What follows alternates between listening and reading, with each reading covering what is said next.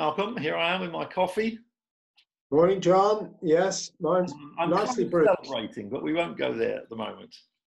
Hence the shirt. Anyway, this morning we're going to be thinking about what are the pros and cons of churches coming out of lockdown. Obviously, things have begun to loosen up. The government has been giving some guidelines about how churches can make some attempt to regather, at least a little bit, on the Lord's Day. And there are kind of pros and cons about this. As I'm hearing from different directions, people are saying, yeah, well, we must do this, and other people are rather hesitating. It's a bit like Ezra 3, the setting of the foundations of the new temple, and some shouting for joy and others in tears and saying, oh, well, this is not going to be the same at all. So we can't do not nuts and bolts about all this. Obviously, every venue is different and we can't get into all that kind of stuff, but just thinking about the pros and cons of this. So you've got reservations. Well, yeah, I've got some reservations. It's going to be like football, but not as we know it, isn't it? It's going to be big changes. Some people won't qualify for a ticket, will they? Because of age or because of infirmity, vulnerability, all these sorts of things. Parents are going to be nervous about bringing children, are they going to run riot? Are they going to, be frowned upon? All this kind of thing. Maybe that's one issue. Well, yeah, let me play devil's advocate a bit. On the other hand, we're getting too used to thinking of church as a kind of a performance on screen rather than church being a family. And shouldn't a family really want to see one another, really want to be together? I was speaking to someone recently where a woman had driven 3 hours just to spend a couple of hours socially distanced with her sister. She'd really put herself out because, well, shouldn't there be something like that, for the church? Yeah, I see that's definitely an important point. I mean, the church is not just a virtual community, is it? It's a physical community. Yeah, we're made in the image of God, but body as well as spirit. I know it's important, but it's just that it's not going to be communities we've known it. Lots of people are going to be missing, or if they're there, they're not really going to be engaged. They're going to feel distracted, nervous. It will require controls, monitors, stewards, police. It depends on the building. Some buildings are much more flexible, but some are pretty restricted, aren't they? Yeah, you got a point, but I just think it's not going to be the same. Okay. I mean, and also, it's the Lord's Day. I mean, isn't there some, isn't there some obligation for us to do our best to gather to worship God on the Lord's Day? Yeah.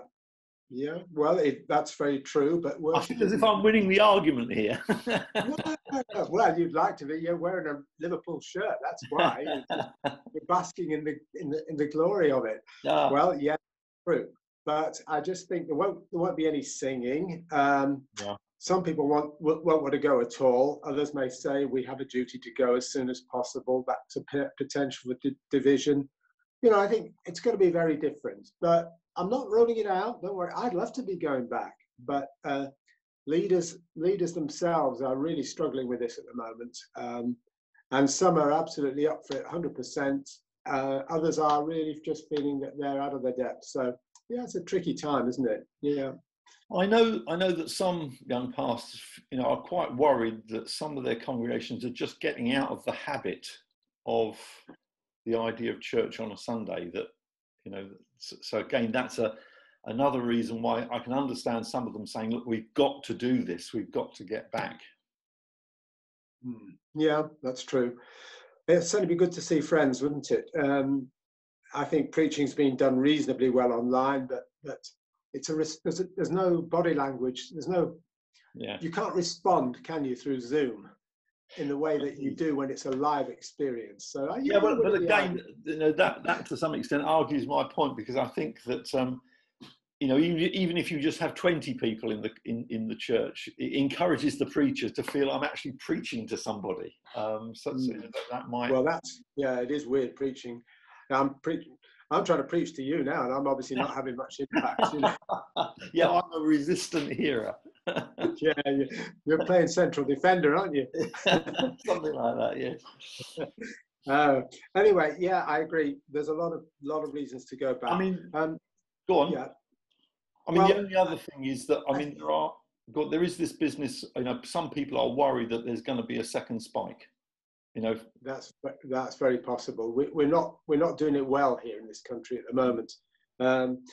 So there is this question of who's in, who's out, and who decides. That's one that's really men are struggling with at the moment. I'm on a fraternal later on today, and there's been a week of discussion about it around the new recommendations and so on. So yeah, we're hopefully we're going to see some real progress, but I just think that some people are definitely feeling marginalized already, you know. So yeah. Yeah. I mean, I had again interaction with one young pastor, and he'd done a kind of questionnaire across his congregation, and I think 30% of them were saying we're not really up for coming back yet. We are very worried about this. You know, and as you say, you've got to handle those people kindly.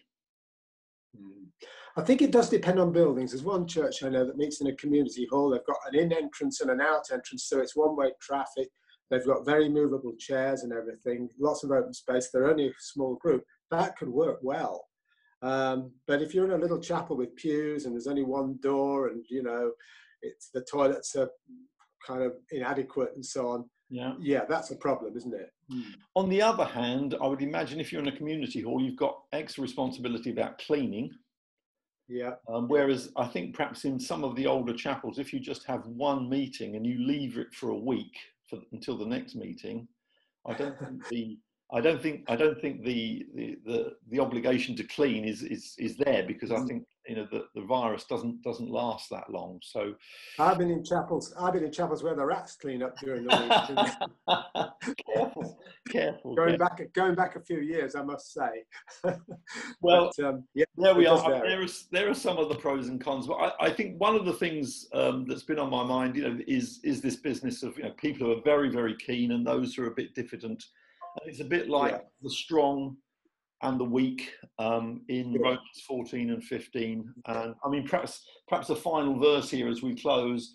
You know, we who are strong ought to bear with the failings of the weak and not to please ourselves. So that's the kind of attitude I think we have to bear in mind. Definitely, yeah. People need help. Thanks, John. Okay, good to see you, mate. Speak to you. God bless. Bye-bye.